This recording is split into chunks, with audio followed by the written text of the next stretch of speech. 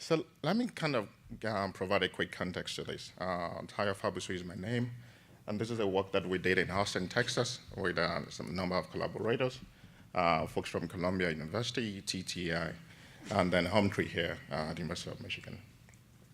I'm not sure if some of you were aware that in May 2016, there was a proposition within the city of Austin about Uber and Lyft, which actually Uber and Lyft thought that they would win.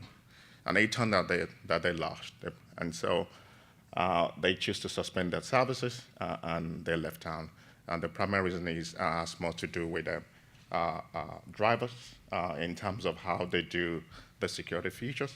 The city said that they want to be the ones to do it.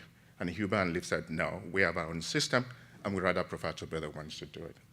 And so what happens is that we reckon that we could come in because it provided a really good advantage for like a natural experiment, looking in terms of what happened when these folks left town along two dimensions when it comes to travel behavior.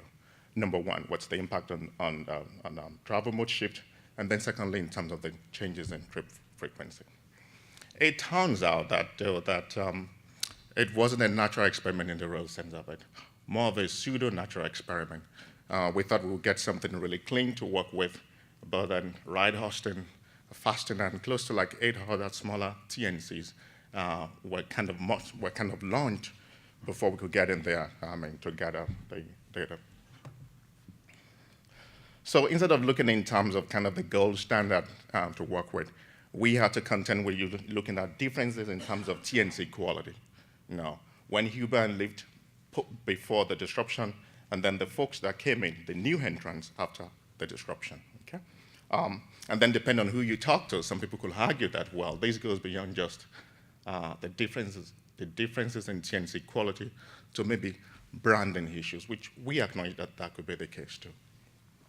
And so what we did was to have a survey, 1,840 people in total, and then be able to combine stated and revealed preference questions with this.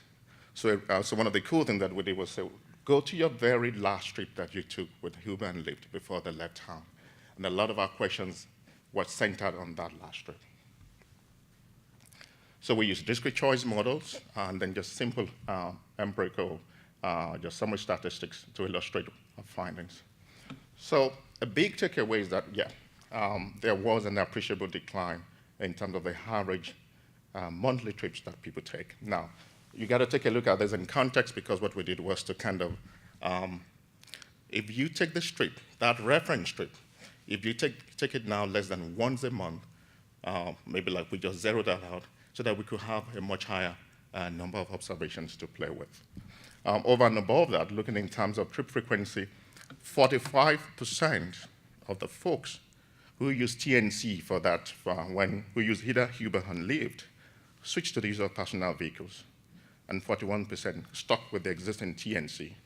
But one of the few things I want you to kind of like hold on to is that only 3% people, 3% of the population switch to the use of public transit. And that says a lot in terms of the availability of the services in the city of Austin. And then finally, which kind of goes back to the issue of like differences in terms of the TNC quality trip, is looking in terms of pre and post disruption. How satisfied would you say is the quality of the TNC trip that you have? More than 80% said, well, they were satisfied with Uber and Lyft, and only roughly 40% said that they were with the newer guys in town.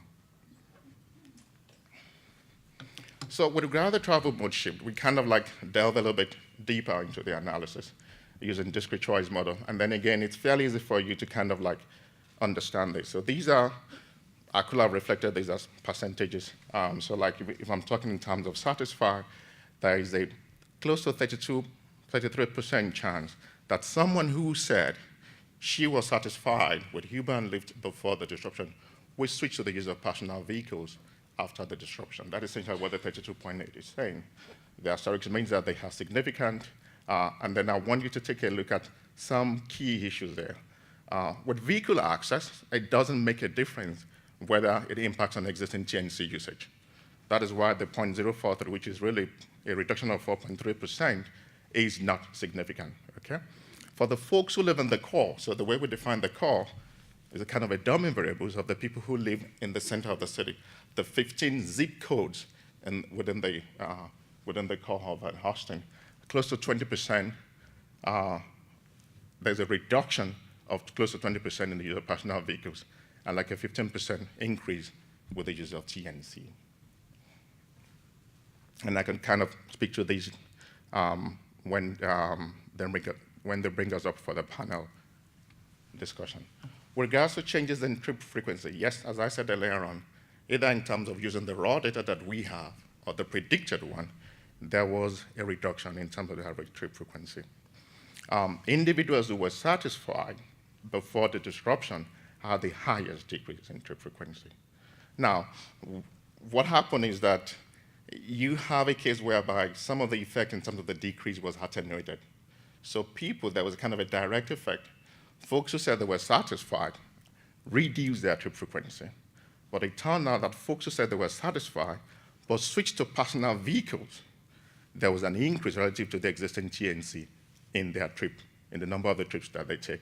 And so this cumulative effect of the trip frequency was kind of muted by these counteracting influences. And then what are the energy and environment implications? So the mode choice in some degree speaks to the efficiency issues. And then the total number of the trips taken speaks to the consumption issues. But I think we have to take a look at these findings that they may be context specific. And so one of the examples that I mentioned was only 3% switched to the use of public transit systems. So these may not be the case if this happened in San Francisco. And actually, it would not be the case if it happened in somewhere like in Singapore, because you observe that part of this may just be driven purely by the supply issue with regards to the public transit system. And then the benefits of TNC may depend on how they're coupled with the prevailing public transit architecture. So one of the few things that we see now, even more so when it comes to like first and last mile travel, is that there could be a way by which organically TNC could be coupled with existing public transit system in a way that is beneficial to the society. And that oftentimes the cities that do well are the ones that get these coupling right. And then we have to take into consideration the innovation within the TNC industry. And so when we took a look at this, we gathered our data just within a 2-month time frame. And we have to take a look at the fact that the matching algorithm with like Uber Pool and Lyft line is getting better, and that these may not be the case temporarily assuming that this was done a year or two from now. And so I think these are the key things that we need to kind of take into consideration. The full paper is available at that link there, and my email address is at the bottom. Thanks.